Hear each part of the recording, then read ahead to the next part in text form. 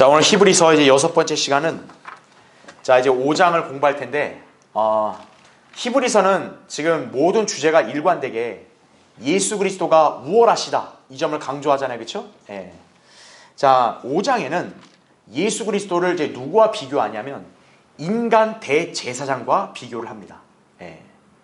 자, 우리는 히브리서 3장을 통해서도 또 4장을 통해서도 예수 그리스도가 대제사장이라는 점을 배웠어요, 그렇죠? 예. 근데 구약 시대의 대제사장은 분명히 레위 지파에 속한 아론 가문에 있는 사람들이란 말이에요, 그렇죠? 그런데 예수 그리스도는 그들과 분명히 달라요. 왜냐하면 예수님의 그 족보를 봐도 예수님은 레위 지파 출신이 아니거든요, 그렇죠? 예. 그럼에도 불구하고 어때요? 예수 그리스도는 대제사장이시다, 그죠? 그러면 그분과 인간 대제사장 둘 사이에는 어떤 차이점이 있을까?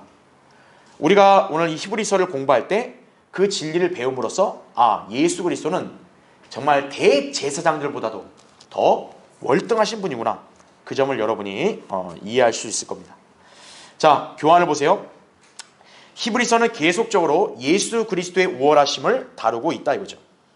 자, 근데 여기서는 예수 그리스도의 대제사장직에 관해서 지금 이제 설명을 하고 있는 거예요. 자, 그래서 예수 그리스도의 대제사장직, 이것은 구약의 레위 지파의 대제사장직과는 비교가 안 된다 이겁니다. 예. 자, 우리 히브리서 3장에서 예수님을 모세와 비교했던 내용을 봤잖아요, 그렇죠? 사실 모세도 지파가 어디예요? 레위 지파입니다, 그렇죠? 예. 근데 예수님은 모세보다 더 우월하시다 그랬죠, 그렇죠? 예. 자, 어떻게 해서 그럼 예수님은 그런 위대한 지도자인 모세보다도 우월하냐 이거예요, 그렇죠? 그리고 또 아론과 그 아론의 후손들, 대제사장들보다 왜 위대하시냐? 우선적으로는 예수님은 죄가 없으시니까 그런 거죠, 그렇죠? 예. 다른 인간들이 아무리 훌륭하다 해도 인간은 모두가 죄인이에요. 예. 그러나 예수 그리스도는 죄가 없으신 분이다 이거죠. 그러니까 죄 없는 분이 대제사장이라면 그야말로 진짜 그건 위대한 거죠. 자, 또한 그리스도의 제사장직. 자, 예수님이 대제사장이 되시는 것은 어떻게 보면 레위 지파의 아론의 가문이 제사장이 된 것보다 더 이전입니다. 예. 그렇죠? 그래서 더 선행이 되고요. 그 다음에는 구약의 그 대제사장은 유대인들만을 중보합니다. 그렇죠? 여러분도 알다시피 율법은 유대인에게만 주어진 거예요. 그렇죠? 율법에 따른 제사, 이것도 유대인만 하는 거죠. 그러니까 구약의 제사장들은 그냥 유대인들만을 대상으로 중보하고 사역하는 거예요. 그런데 예수 그리스도는 유대인만이 아니라 이방인을 위한 대제사장도 되신다는 사실이죠. 그러니까 범위도 더 광범위하죠. 그렇죠? 예. 자, 그래서 이 사실을 증명하기 위해서 자, 본문은 예수 그리스도를 단순한 대제사장이 아니라 어떤 계열에 따라서 대제사장이 그러냐면 멜키세덱의 계열이라고 합니다. 멜키세덱. 예. 그러니까 이미 레위 지파의 대제사장과는 아예 근본이 다른 거죠. 그렇죠? 자, 오늘 그 점에 대해서 한번 살펴보겠습니다. 자, 1번 보세요. 자, 5장 1절에 나온 말씀이죠. 사람들 중에서 택함을 받은 대제사장마다 사람들을 위하여 임명을 받아 하나님께 속한 일들을 하게 되나니 말씀하고 있죠. 예. 자, 구약의 대제사장이 어떤 성격인지를 여기서 보여주는 거예요. 자, 괄호 1번 보세요. 구약의 대제사장은 여러분 어떻게 임명이 됩니까? 하늘에서 뚝딱 떨어지는 게 아닙니다. 그렇죠? 사람들 중에서 따로 임명이 되는 거예요. 그래서 하나님의 일을 수행을 하게 되는 것이죠. 그렇죠? 자, 그럼 괄호 2번 보세요. 두 번째 특징은 뭐냐? 구약의 대제사장 역시나 우리와 동일한 성정을 가진 사람이에요. 그렇죠? 그러니까 그 대제사장도 어떻습니까? 자기도 연약하죠. 예. 우리만 연약한 게 아니라 그 사람도 연약한 거예요. 그래서 어때요? 그 사람은 우리 인간들을 위해서 중보하고 동정하기가 쉽죠. 왜? 자신도 그런 똑같은 우를 범할 수 있으니까. 그렇죠? 그래서 2절에 넣은 말씀에 따르면 무지한 자들, 길에서 벗어난 자들, 이런 자들에 대해서 쉽게 동정할 수 있다는 거죠. 예. 자, 그 다음에 괄호 3번을 보세요. 그래서 대제사장은 제사를 지내죠. 그렇죠? 자, 일단 백성을 위해서 속죄하는 제사를 지냅니다. 근데 그뿐만 아니죠. 대제사장이 왜 제사를 지내야 되냐? 자기 자신을 위해서도 속죄제를 드려야 된다는 얘기죠. 거기 3절에 나온 말씀 보면 그가 백성을 위한 것과 마찬가지로 자신을 위해서도 속죄제를 드리는 것이 마땅하도다 이렇게 말씀하고 있습니다. 참고로 레위기 4장에 보면 그 제사의 규례를 하나님이 제정하시고 이렇게 말씀하실 때도 왜 속죄제하고 다른 제사가 필요하냐? 그 이스라엘 백성만이 아니라 제사장인 너희들도 속죄가 필요하다. 바로 이 점이거든요. 예. 그러니까 인간 대제사장이라 그래서 보통의 인간하고 뭐 차원이 다른 초월적인 인간이 아니에요. 똑같은 인간이에요. 예. 백성만 속죄가 필요한 게 아니라 자기도 속죄를 받아야 돼요. 그 다음에 괄호 4번. 자, 구약의 대제사장의 특징은 뭐냐면 그냥 아무나 될 수 있는 게 아닙니다. 거기 제가 표기한 대로 레위 지파 아론의 계열에 따라 주 하나님께서 부르신 매우 존귀한 직분이라는 사실이죠. 예. 그래서 그게 4절에 나온 말씀이죠. 5장 4절에 보면 이런 존귀는 아무나 스스로 취하는 것이 아니라 아론과 같이 하나님께 부르심을 입은 자라야 되느니라 말씀을 하고 있는 거죠. 그래서 7장 11절도 구약의 율법에 따른 제사장은 아론 가문에 속한 사람만이 이게 자격이 되는 거예요. 자, 굉장히 범위가 축소되죠. 이스라엘은 12지파인데 그 중에서 하나님의 일을 하는 이 제사와 관련된 일을 하는 지파는 레위 지파뿐이에요. 그 레위 지파 중에서도 뭡니까? 제사장은 아론의 가문에 속한 남자들만 할 수 있는 거예요. 예. 그러니까 어떻겠어요? 이스라엘 백성 안에서도 어떻게 보면 대제사장, 제사장은 참 존귀한 그런 신분에 있는 사람인 거죠. 아무나 될 수 없으니까. 근데 이제 괄호 5번 보세요. 다만 이 제사장직은 여러 면에서 한계가 뚜렷하게 나타나죠. 예.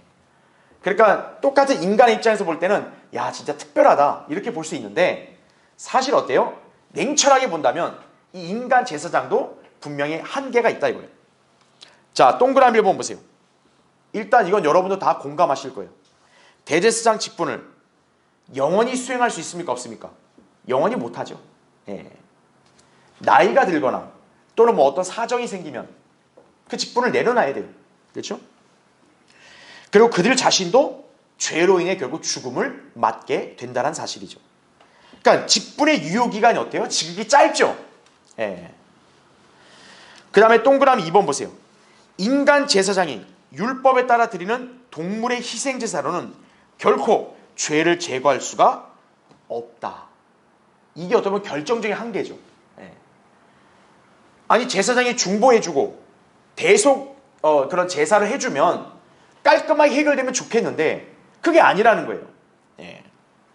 10장 3절 4절에 나온 말씀대로 황소들과 염소들의 피로는 죄들을 제거하는 것이 불가능하다고 그렇게 말씀을 하고 있다는 얘기죠.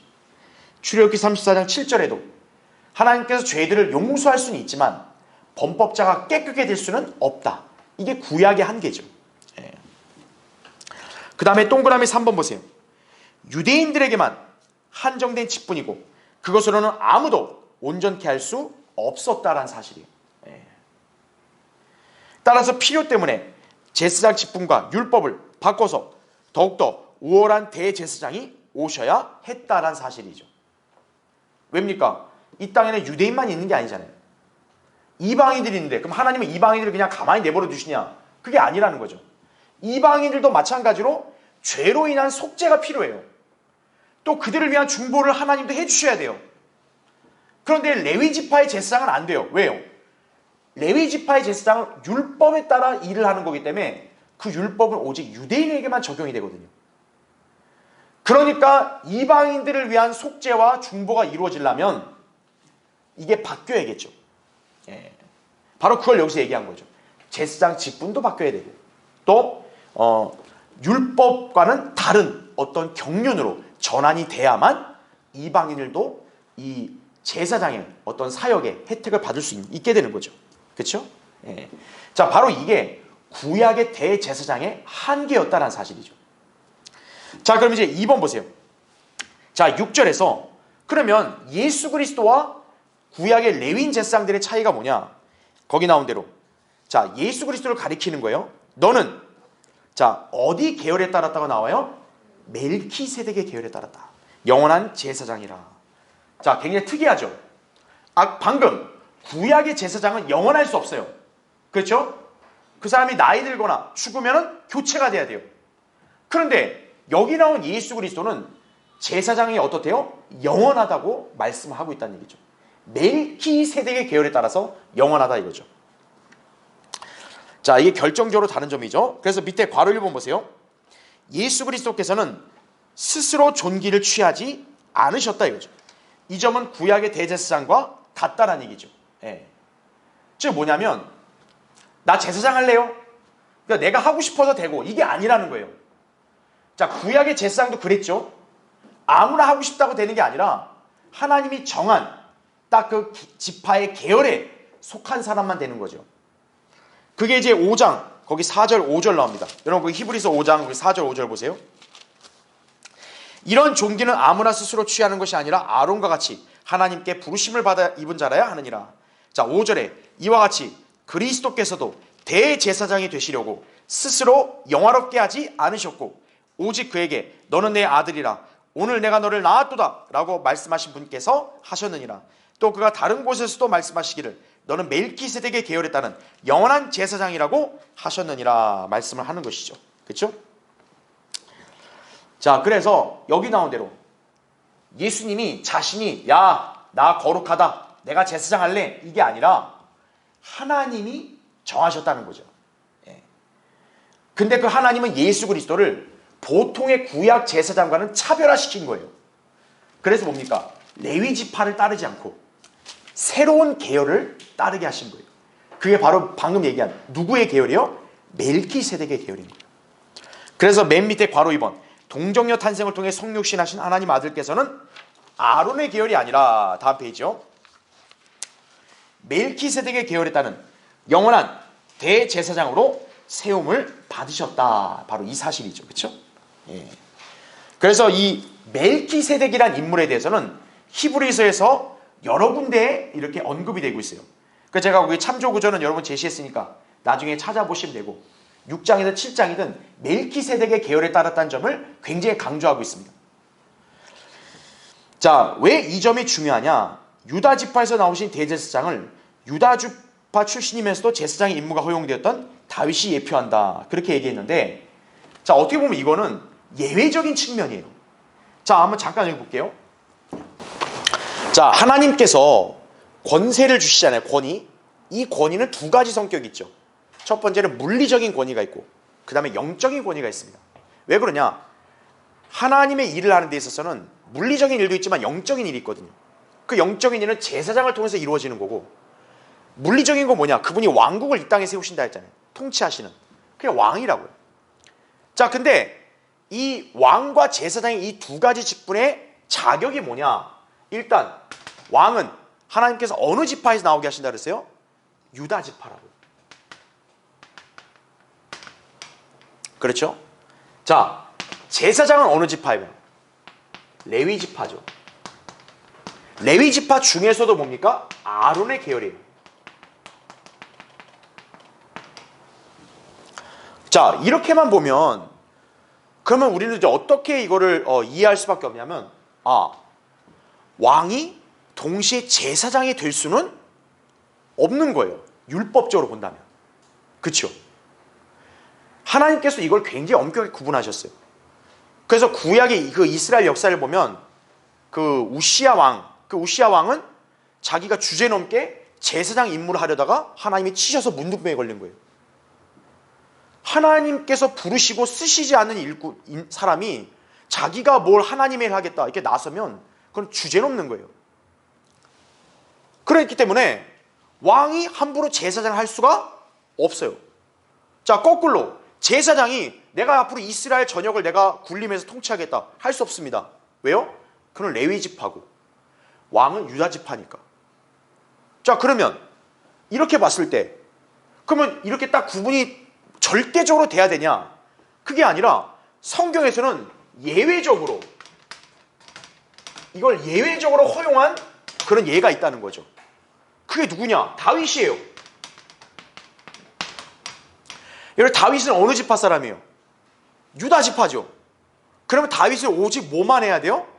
왕만 해야 됩니다. 그런데 다윗이 제사장의 일을 해요. 예. 예수님도 어떤 예를 들었냐면 다윗이 성전에 차려진 빵을 먹었다 그랬어요. 그거는 제사장만 먹을 수 있는 거거든요. 다윗이 먹었어요. 그럼 원칙대로 하면 어떻게 해야 돼요? 하나님 앞에 죄를 진 거죠. 하나님이 치셔야 돼요. 다윗 안 치셨죠. 또한 다윗이 백성들을 계수하는 죄를 져서 전염병으로 7만 명이 죽었어요. 다윗이 그걸 회개하려고 어떻게 해요? 제단을 쌓죠. 제단 쌓아서 그거 경배하는 거, 그것도 누가 하는 거예요 원래? 제사장이 하는 거예요. 근데 그거는 하나님이 오히려 명령하신 거예요. 다윗한테. 너 제단 쌓으라고. 자, 이것만 보면 아니 하나님께서는 율법의 그런 원칙에 어긋나는 걸 그냥 허용하셨나? 이게 아니라 이거는 특별한 목적 때문에 그런 거예요. 바로 여기 나온 다윗이 누구를 예표하니까 그런 거예요? 예수 그리스도를 예표하니까. 그렇죠. 예수 그리스도를 예표한다는 점을 보여주기 위해서 왕과 제사장 직분을 동시에 허용하신 거예요. 자, 그렇다면 예수 그리스도 역시도 어때야 돼요? 왕이시면서 제사장이셔야 돼요. 자, 그런데 역시나 문제는 뭐냐? 다윗의 경우는 예외적인 허용을 한 거지, 하나님의 원칙에 따르면은 왕도 제사장도 다 정통성이 있어야 돼요. 그렇죠? 자, 그럼 예수 그리스도가 이 두 가지의 정통성을 가지려면 유다 지파도 돼야 되고 또 뭐도 돼야 돼요? 레위 지파 돼야 되냐? 그럼 불가능하다고요, 사실은. 그렇죠? 그러니까 어떻게 한 거예요? 하나님께서는 레위 지파가 아니라 또 다른 계열로 제사장이 되게 하시는 거예요.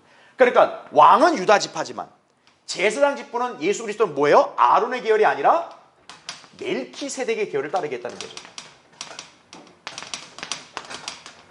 바로 이 점은 첫 번째는 정통성을 확보하는 측면도 있지만 또 한 가지는 뭐냐? 예수님은 멜키세덱의 계열에 적합한 성격을 가지셨기 때문에 그런 거예요. 왜 그러냐? 아까 얘기한 대로 레위지파 아론의 한계가 뭐라 그랬어요? 일단 영원하진 않아요. 그렇죠? 죽어요. 그리고 자기 자신도 죄가 있어요. 자기 자신을 위한 또 속죄를 해야 돼요. 그렇죠? 그리고 세 번째, 레위지파에서 행하는 그 속죄는 영원하진 않죠. 그렇죠? 그러니까 예수 그리스도와 성격이 맞아요, 안 맞아요? 사실은 안 맞아요. 그러니까 하나님께서는 어떤 거예요? 애초에 특히나 이제 레위지파는 아까 유대인만 한다고 그랬잖아요. 예수님은 유대인만의 구주가 되시면 안 되거든요. 이방인에게도 구주가 되셔야 돼요. 그러니까 어떻게 해야 돼요? 하나님께서는 아들인 예수 그리스도를 새로운 계열로 따르게 하시는 거예요. 그게 바로 뭡니까? 멜키세덱. 그렇다는 얘기는 멜키세덱은 영원한 제사장으로서 불릴 수 있는 사람이니까 예수 그리스도가 제사장 직분을 하기에는 딱 맞는 거죠. 예. 그래서 이렇게 하나님께서는 딱 모든 것을 딱 이렇게 어긋남 없이 안배하셨구나. 여러분이 그렇게 이해하시면 되는 거예요. 자, 그래서 이제 멜키세덱에 대한 할 얘기가 너무 많기 때문에 이따 잠시 설명드리도록 하겠습니다. 괄호 3번 보세요. 거기에 교환의 메뉴에 괄호 3번. 예수 그리스도께서는 대제사장 직분을 영원히 수행하실 수 있는 영원한 대제사장이시다. 이게 7장 23절 24절에 나온 말씀을 근거로 한 거예요. 예. 그러니까 구약의 제사장들이 얼마나 많았어요? 아론 죽고 나서도 그 후손들이 얼마나 많았어요. 그렇죠? 근데 그들 계속 죽잖아요. 그러니까 그들 자체는 직무를 계속 수행을 못해요. 그러니까 예수 그리스도는 죽는 분이 아니시잖아요. 그러니까 영원한 제사장으로 남아야 되기 때문에 아론의 계열을 취하실 수가 없는 거예요. 예. 자, 그래서 이거 제가 아까 설명을 드렸죠. 그래서 그분은 죄가 없으시니까 아론의 계열과 맞지 않다. 그걸 입증하는 게 뭡니까? 그분은 동정녀 탄생을 한 거죠. 그래서 아까 우리 5장 5절 읽을 때도 왜 여기서 히브리서 기자가 하나님을 소개할 때 그냥 하나님이라 말하지 않고 너는 내 아들이라 오늘 내가 너를 낳았다. 왜 이 말을 굳이 언급했겠어요?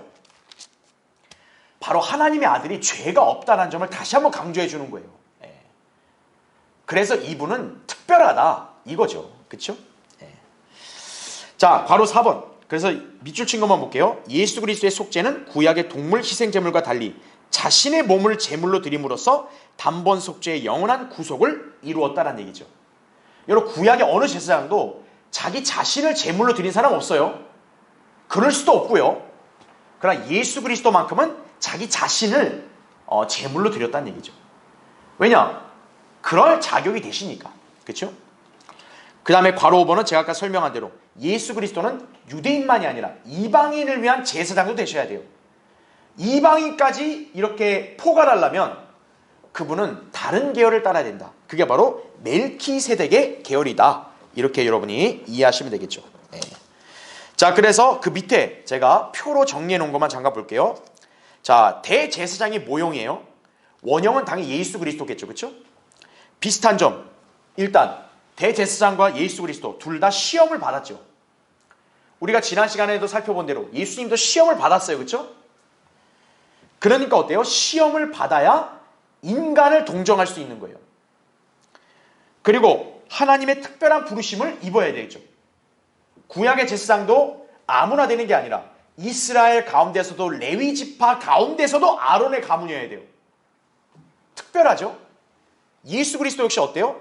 그냥 아무렇게나 제사장 될래 이게 아니라 하나님께서 특별하게 동정녀 탄생을 통해 나오게 하시고 멜키세덱 계열로 따로 부르셨다는 얘기죠. 자, 어쨌든 특별한 부르심이나 측면에서는 비슷해요. 그러나 다른 점은 제가 방금 설명드린 대로 이렇게 차이가 있다. 이 점을 여러분이 이해하시면 되겠습니다. 자, 그럼 이제 밑에 8번째 볼게요. 자, 모든 사람에게 영원한 구원의 근원이 되시는 그리스도다 이거죠. 예. 자, 밑에 설명을 볼게요. 예수 그리스도께서 모든 인간들을 구원하실 수 있는 것은 그분께서 신성만이 아니라 우리와 같은 인성도 지니고 계셨기 때문이다 하는 거죠.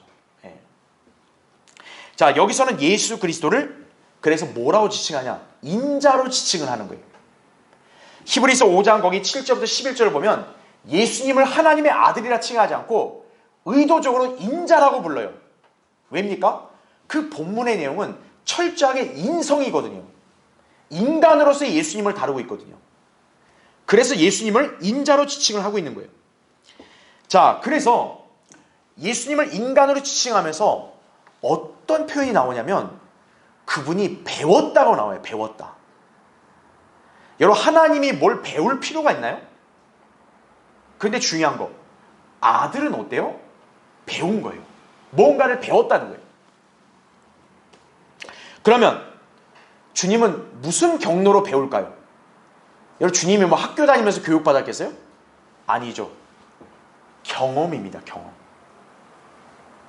하나님의 아들은 인간의 상태, 인간의 처지, 인간의 심정, 이거는 주입식 교육으로 알 수 있는 게 아니잖아요. 하나님의 아들이 어때요? 경험을 한 거예요. 경험을 통해서 배웠다는 거죠. 하나님께서 결국 인간으로서 그래서 뭐를 배우셨어요? 순종을 배우셨다는 거죠. 자, 하나님은 순종할 필요 없어요. 그런데 인간은 순종이 필요하죠. 그러니까 하나님의 입장에서도 뭡니까? 아, 인간이 순종한다는 게 이런 거구나. 배우시는 거죠.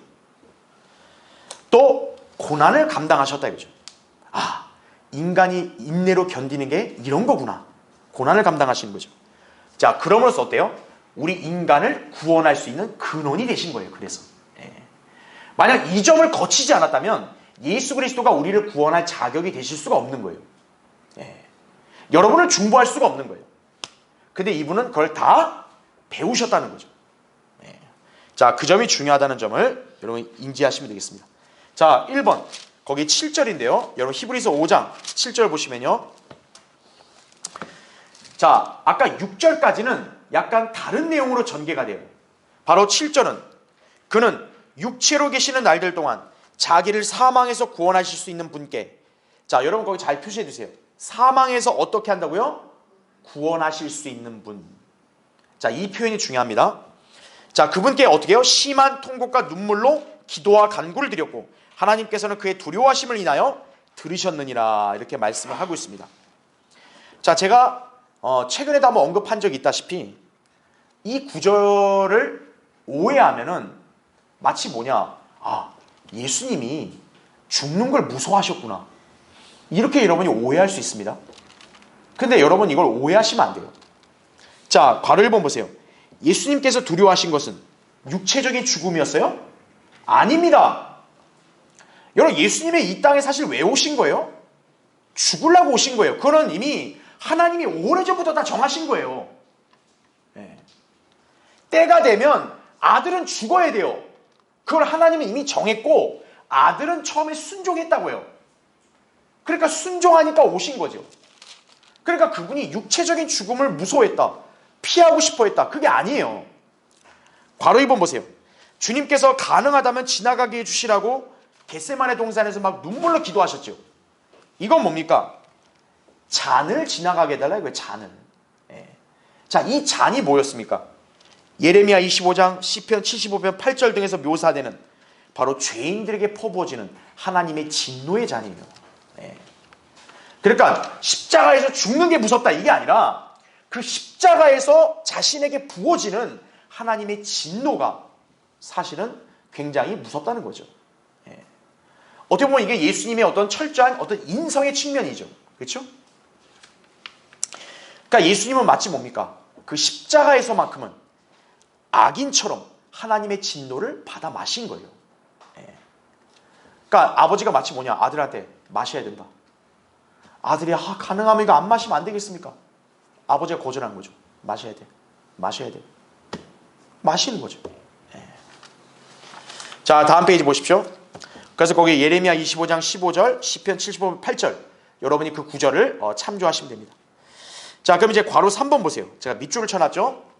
그럼 여기서 5장 7절에 보면 예수님이 심한 통곡과 눈물로 기도했다 그랬죠. 그리고 하나님이 두려워하니까 들어줬다 그랬죠. 그럼 여러분 이거 볼 때 아니 이거 좀 안 맞네? 이렇게 생각할 수 있어요. 왜요? 어쨌든 예수님은 잔을 마셨죠. 그리고 예수님은 십자가에서 일단 죽으셨죠. 근데 여기 나온 거 보면 하나님이 기도를 들어줬다며요. 예수님 기도를. 자, 그럼 이거는 무슨 의미냐? 지금 예수님이 여기서 얘기한 게 뭐냐? 나 죽지 않게 해주세요. 이 기도가 아니에요. 이거는 뭐냐? 아까 제가 표시해두라 그랬죠. 그게 왜 중요하냐 그랬냐면 바로 이것 때문에 기도하신 거예요. 사망으로부터 어떻게 해달라고요? 구원해 주실 것을 기도해달라고 그렇게 말씀드린 거란 얘기죠. 즉 죽지 않게 해달라는 게 아니에요. 죽겠다 이거예요. 근데 죽으면 일단 사망에 갇힌 거 아니에요. 그 사망에 계속 머무르는 게 아니라 그 사망에서 이제 때가 돼서 건져내 달라고 기도하셨다는 얘기예요. 그러니까 하나님께서는 그 기도를 당연히 어떻게 하시겠어요? 응답하시는 거죠. 왜냐? 예수님은 보통 인간처럼 죽음으로 끝나시면 안 되니까. 그분은 당연히 어떻게 해야 돼요? 죽었다가도 다시 살아나셔야죠. 그게 바로 사망으로부터 어떻게 하는 거예요? 구원해 주시는 거라 이거죠. 예. 자, 그래서 거기 동그라미 1번 보세요. 그래서 예수님께서 응답받으신 기도는 죽음에 머무르지 않게 해달라는 기도였다는 사실이죠. 그래서 사망의 고통, 곧 죽음 자체에서 구원해 달라는 기도였다라는 거예요. 예. 그래서 동그라미 2번에도 그 근거 구절이 사도행전 2장 24절이에요. 하나님께서 그를 자 어디서 풀어 살리셨다고 얘기해요? 사망의 고통. 예. 그러니까 사망을 아예 피했다가 아니에요. 사망의 고통을 당하시는 거예요. 근데 그걸 영원히 당하는 게 아니라 거기서 풀어 주셨다는 얘기죠. 사망에 매이실 수 없었기 때문이라 이렇게 베드로가 설교를 하는 거죠. 그렇죠? 예. 바로 주님께서 뭡니까? 이렇게 철저하게 인성의 근거에서 아버지께 두려움으로 기도한 것은 자기를 사망에서 그냥 가만 내버려 두지 마시고 내가 죽음에 순종하되 그 사망으로부터 저를 구해 주십시오. 예. 그래서 하나님은 그 기도를 들으셨다는 거죠. 그래서 예수 그리스도는 다시 부활하신 거죠. 그렇죠? 예. 자, 여러분 그 점을 잘 기억하시면 되고요. 밑에 2번 보세요. 자, 이제 5장 8절 9절을 보겠습니다. 그가 아들이면서도 고난받은 일들로 순종을 배워서 온전하게 되심으로 자기에게 순종하는 모든 사람에게 영원한 구원의 근원이 되셨고 이렇게 말씀하고 있죠. 예. 자, 거기 괄호 1번 보세요. 여기서 우리는 무언가를 배워야 했던 예수님의 인성을 엿볼 수 있다는 얘기죠. 만약 여기서 예수님의 신성을 강조했다면 이건 잘못된 거예요. 왜요? 예수님이 하나님인데 하나님이 뭘 배워요? 근데 여기서는 의도적으로 예수님을 하나님의 아들이라 쓰지 않고 그냥 아들이라는 단어를 썼죠. 왜입니까? 인간은 배울 필요가 있기 때문에. 그래서 하나님의 아들도 뭔가를 배우시려고 했다. 바로 인성이죠. 자, 주님께서 인간이 된다는 것은 어떤 것인지 경험적으로 배우신 거란 얘기죠. 경험적으로. 예. 그러니까 경험으로 체득을 한 거예요. 인간이 하나님 앞에 막 간곡히 호소합니다. 주님, 저를 구해 주십시오. 자비를 베풀어 주십시오. 저를 위로해 주십시오. 저 괴롭습니다. 근데 하나님이 그런 인간의 고통을 경험해 보신 적이 없잖아요. 도대체 얼마나 괴롭길래. 그런데 이제 하나님은 아실 수 있는 거죠. 왜냐? 자신이 육신으로 이 땅에 나타나서 경험해 봤기 때문에. 배고프다는 게 뭐구나. 슬픔이라는 게 뭐구나. 또 괴로움, 화나는 게 뭐구나. 아셨다는 얘기죠. 네. 자, 그래서 괄호 2번 보세요. 주님께서는 반역의 죄성을 지닌 다른 인간들과 달리 하나님 아버지께 온전히 순종하셨다. 왜 예수 그리스도는 그러면 보통 인간과 달랐냐? 보통의 인간은요, 보통 이렇게 뭐라 그러죠? 항의하죠. 예. 반항하거나 거부할 때가 많지만 하나님의 아들은 순종을 한 거예요. 굉장히 부당하고 굉장히 억울한데 순종한 거예요. 그게 다른 점이라는 거죠. 그것도 좋은 상태가 아니라 고난 속에서 순종한 거예요. 십자가의 죽음에 순종하신 거예요. 여러분, 인간의 안목으로 볼 때 십자가의 죽음이 얼마나 그게 비참합니까? 근데 하나님의 아들은 그것까지 순종했다는 거죠. 빌립보서 2장 8절에 나온 대로 이로써 우리 구원의 대장이신 예수 그리스도께서는 죄인들을 구원하실 수 있는 온전한 조건을 갖추신 것이다 이거죠. 예. 그래서 우리가 지난 시간에 봤던 2장 10절에도 구원의 대장을 온전하게 하셨다라고 말씀하신 이유가 바로 이거예요. 예수님이 뭔가 부족하니까 온전하게 뭘 다듬었다 이게 아니라 그분이 인간을 완전히 구원하기 위해서는 인간으로서의 모든 것들을 다 경험하시고 그걸 이기셔야 될 필요가 있었다는 거죠. 그걸 다 행했기 때문에 어떤 거예요? 그분은 온전하다고 말씀할 수 있다는 얘기예요. 예. 자, 순종을 배우셨다 이거죠. 그래서 구원자로서의 조건을 완성하신 거죠. 그러니까 주님도 우리에게 무엇을 강조할 수 있는 거예요? 순종입니다. 하나님도 순종했는데 왜 너희 인간들은 순종 못하냐 이거예요. 예. 바로 우리에게 그 점을 여기서 가르쳐 주시는 거란 얘기죠. 자, 3번 보세요. 자, 10절에서 하나님께는 멜키세덱의 계열에 따른 대제사장으로 칭함을 받았느니라 이렇게 말씀하고 있습니다. 자, 멜키세덱이라 했을 때는 성경적으로 굉장히 신비한 인물이에요. 자, 멜키세덱이 정확히 누군지 콕 집어서 우리는 단정할 수 없습니다. 여러 가지 성경적인 가능성을 갖고 추정을 할 수는 있을지언정 사실 그 추정도 온전하게 딱 맞아떨어지진 않아요. 그렇기 때문에 멜키세덱은 우리가 정확히 누군지는 모릅니다. 자, 그럼 우리는 여기서 일단 어떤 부분에 초점을 맞추냐면 멜키세덱이라는 인물이 가진 성격, 또 그의 이름에서 나오는 예언적인 의미, 우린 그걸 통해서 여러분은 한 가지 확실한 걸 여기서 알 수 있어요. 멜키세덱은 예수 그리스도의 예표다. 이 점은 여러분이 확실하게 알 수 있다는 얘기죠. 자, 그래서 괄호 1번 보세요. 11절에 여러분 5장 11절 보면 자, 이 히브리서 기자는 우리한테 이런 점을 얘기해요. 멜키세덱에 관해서는 우리가 할 말이 많아도 너희가 듣는 것이 둔함으로 설명하기 어렵도다라는 얘기죠. 예. 그러니까 어떻게 보면 하나님께서는 아직까지 이것을 그냥 감춰두시는 것이 우리가 너무 둔하니까 이거를 다 오픈하실 때는 우리가 감당을 못할 것 같아서 일부러 그거를 감추시는 경우도 있다는 거죠. 또는 우리가 너무 둔하기 때문에 정작 깨닫지를 못하는 경우도 있겠죠. 어쨌든 그렇죠? 자, 그래서 괄호 2번 보겠습니다. 그러면 멜키세덱에 대한 흔적이 없냐? 그건 아니에요. 구약의 역사에 보면 멜키세덱이라는 인물이 실제로 등장을 합니다. 자, 성경에서 맨 처음 멜키세덱을 우리가 어디에서 볼 수 있나요? 창세기 14장에서 볼 수가 있습니다. 예. 그전까지는 아무런 흔적을 못 봐요. 근데 갑자기 창세기 14장에서 아브라함이 이제 조카 롯이 잡혀가니까 롯을 구하려고 가서 청년들 300여 명을 대동하고서 이기고 돌아옵니다. 그때 갑자기 누가 등장하냐? 멜키세덱이 등장하는 거예요. 그 앞뒤 전후 설명이 없어요. 네. 근데 희한하게도 아브라함은 어떻게 합니까? 그 멜키세덱을 뭐 경계하거나 멜키세덱을 뭐 이렇게 막 주시하거나 이게 아니라 어떻게 보면 납작 엎드려 버려요, 바로. 자, 그것만 봐도 우리는 뭘 할 수 있냐? 아, 멜키세덱은 우리가 아브라함이 얼마나 위대해요. 그렇죠? 그 아브라함조차도 굴복해야 되는 그런 인물이구나. 우린 그걸 진지하게 볼 수 있겠죠.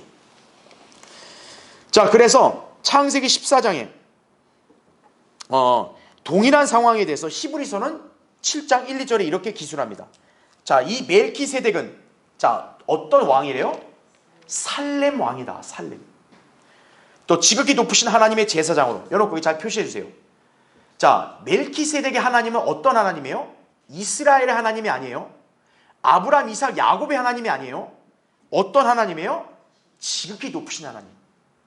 자, 이 표현은 성경에서 누가 보통 쓰느냐? 이방인들이 씁니다. 그래서 멜키세덱은 이방인들의 제사장이에요. 자, 그래 계속 보세요. 여러 왕들을 무찌르고 돌아오는 아브라함을 만나서 그를 어떻게 해줬던 사람이래요? 축복을 해줬대요. 아니, 아브라함 자체가 얼마나 존귀한 사람이에요. 그런데 그런 아브라함을 오히려 멜키세덱은 어떻게 해요? 축복을 할 정도예요. 그의 이름을 해석하면 여러분 거기 이 이름도 잘 기억하세요. 첫째가 어떤 왕? 의의 왕. 그 다음은 살렘 왕. 곧 무슨 왕? 화평의 왕. 자, 멜키세덱이라는 이 이름과 이 직분에서는 우리 두 가지 성격을 딱 발견해요. 의와 화평입니다. 딱 의와 화평하면 여러분 딱 누구와 연상이 돼야 돼요? 예수 그리스도가 연상이 돼야죠. 자, 그래서 맨 밑에 동그라미 2번. 의의 왕은 문자 그대로 멜키세덱을 해석한 것이고 살렘 왕은 다음 페이지죠. 그가 살렘을 다스리던 왕으로서 살렘 왕 멜키세덱 창세기 14장 18절에 그렇게 부연 설명한 이름이라는 얘기죠. 그래서 살렘은 여기서 친히 성령님이 해석해 주세요. 화평이다. 그러니까 멜키세덱은 뭐냐면 의의 왕이고 화평의 왕이에요.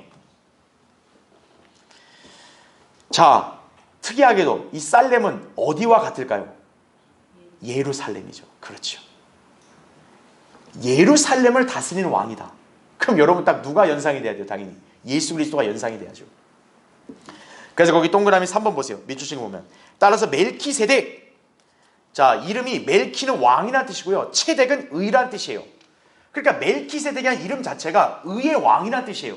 첫 번째가. 그 다음에 멜키세덱은 살렘을 다스리는 왕이래. 살렘 왕이에요. 화평의 왕이죠. 자, 그래서 멜키세덱은 예수 그리스도의 뭐와 뭐를 예표한다고 제가 설명해 놨어요? 초림과 재림을 예표하는 거라는 거죠. 왜냐? 초림 때는 주님께서 뭐를 이루려고 오셨다고 성경에서 말씀합니까? 의입니다. 의. 로마서 3장 21절 22절 10장 1절부터 4절. 하나님의 의를 나타내기 위해서 오신 거죠. 그러니까 초림은 예수님의 의와 연관되어 있어요. 멜키세덱이 의의 왕이라 그랬죠. 첫 번째가. 그 다음에 예수님이 재림할 때는 아마겟돈 전쟁을 통해 세상의 전쟁을 그치게 하시고 화평을 가져오실 것이죠. 그래서 예수 그리스도는 화평의 왕으로도 불리시죠. 자, 멜키세덱은 의의 왕, 화평의 왕, 이렇게 설명이 되죠. 그러니까 우리는 뭘 할 수 있습니까? 아하, 멜키세덱은 예수님의 초림과 재림을 이렇게 가리키는구나. 일단 우리는 그 점을 정확하게 알 수 있는 거죠. 자, 동그라미 4번에 자, 이로써 알 수 있는 하나님의 원칙이 있어요. 자, 보세요. 멜키세덱이 왕인데 일단 맨 앞에 뭐가 먼저 앞서서 왕이라고 얘기해요? 의의 왕이라고 합니다. 자, 화평을 앞세우는 게 아니라 뭐부터 앞세워요? 의부터 앞세웁니다. 자, 여기서 하나님의 원칙을 우리가 뭘 배울 수 있냐?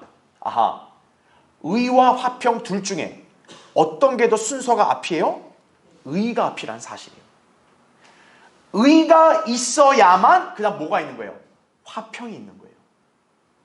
자, 의를 배제하고 평화만 주구장창 외친다. 그럼 맞아요? 틀려요?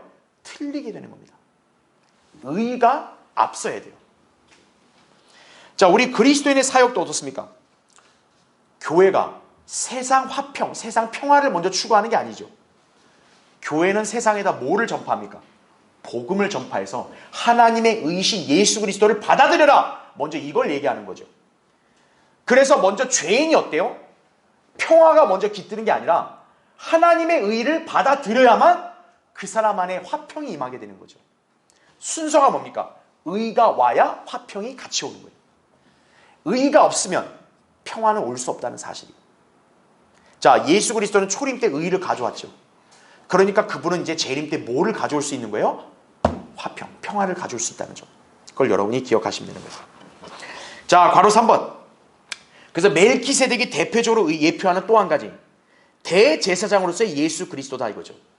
그러니까 잘 보세요. 아까 예수님이 왕이면서 제사장이잖아요. 그렇죠? 그런데 율법에 따르면 왕과 제사장은 아예 출신 신분이 달라요. 지파가. 예수 그리스도는 그 두 가지를 동시에 다 가지셔야 된다고요. 그거를 충족하기 위한 좋은 계열이 바로 여기 누구라는 거예요? 멜키세덱이라는 거죠. 왜? 멜키세덱 자체가 일단 예루살렘 왕이에요. 그렇죠? 또 영원한 제사장이라고 말씀하고 있기 때문에 멜키세덱이라는 인물 자체가 뭐냐? 왕이면서도 뭐예요? 제사장이에요. 네. 그러니까 예수 그리스도가 멜키세덱의 계열에 따른다고 히브리서 기자가 설명하는 이유가 바로 이거예요. 네. 자, 그럼 여기서 대제사장 어떻게 예수님이 멜키세덱의 계열에 적합하냐? 우리가 다음 시간에 보겠지만 히브리서 7장 3절에는 멜키세덱을 이렇게 묘사하고 있어요. 자, 뭐와 같이 됐다 그랬어요? 하나님의 아들과 같이 된다고 말합니다. 그러면서 뭐라 그래요? 항상 제사장으로 있다고 얘기하죠. 항상 제사장. 그래서 사실 이게 난제예요. 그래서 이게 우리가 멜키세덱이 딱 역사적으로 누구다라고 콕 집어 말하기가 어렵다는 거예요. 왜냐? 어느 누구도 하나님의 아들과 같이 되는 사람은 사실 없다고요. 그리고 여기 나온 대로 항상 제사장인 사람은 없어요. 그렇죠? 그러니까 멜키세덱은 신비로운 인물이에요. 우리가 딱 누구라고 단정하기 어렵다는 거죠. 자, 그렇다면 우리는 여기서 뭐만 집중하면 되냐? 영원성입니다. 영원성. 자, 예수님은 영원한 대제사장이죠. 그런 분을 예표하려면 영원한 제사장이어야만 되는 거예요. 그게 바로 누구라는 거죠? 멜키세덱이라는 거죠. 그래서 멜키세덱의 이 영원성에 근거해서 우리는 예수 그리스도가 멜키세덱 계열에 따라 영원한 제사장이 되신다. 우리는 그 점만 이렇게 이해하고 깨달으면 된다는 얘기죠. 그렇죠? 그래서 거기 4번 보시면 멜키세덱이 왜 신비롭냐? 우리가 7장을 공부할 때 자세히 보겠지만 자, 이렇게 설명을 해요. 아버지 어머니가 없대요. 여러분 세상에 인류 역사에 어느 인간이 아버지 어머니가 없어요? 그렇죠? 그 다음에는 계보도 없대요. 아니 어떤 인간이 족보가 없어요. 그렇죠? 그 다음에 또 놀랍게도 이런 표현이 있어요. 시작한 날과 생의 끝도 없대요. 이러니까 더더욱 난해한 거죠. 수수께끼고. 아니 이런 인물이 누가 있냐 이거예요. 자, 제가 이 부분에 대해서는 예전 창세기 14장 강의할 때 자세히 설명했기 때문에 그거를 참조하시면 되고 여기서는 제가 이렇게 자세히 설명하지 않겠습니다. 다만 전 여기서 여러분에게 한 가지만 강조하는 거예요. 뭐냐? 예수 그리스도를 예표한다 이거죠. 멜키세덱은. 왕으로서도 적합하고 또 제사장으로서도 적합하다 이거죠. 그리고 괄호 2번에 제가 밑줄 친 건 뭡니까? 여러분 보세요. 시작한 날과 생의 끝도 없다. 영원하다는 얘기잖아요. 여러분 영원하다는 개념을 들었을 때 여러분 머릿속이나 여러분 마음에는 어떤 생각이 드세요? 그냥 막연하게 느껴지지 않아요? 우리 이 보잘것없는 인간은 이 영원이란 개념을 쉽게 헤아릴 수가 없는 거예요. 그렇죠? 근데 하물며 우리 하나님은 어떤 분이세요? 영원에 거하신다라고 이사야 57장 15절에도 말씀하고 있어요. 하나님 자체는 뭐냐? 우리처럼 어떤 제약된 시공간이 아니라 영원이라는 곳에 거주하시는 분이라는 거예요. 그런 하나님의 우리 보잘것없는 알량한 인간들이 감히 비교될 수 있겠습니까? 없죠. 그러니까 우리는 늘 이걸 통해서 무엇을 항상 깨달아야 되냐?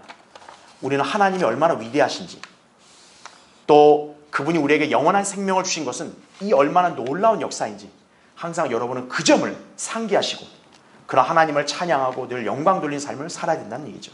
그렇죠?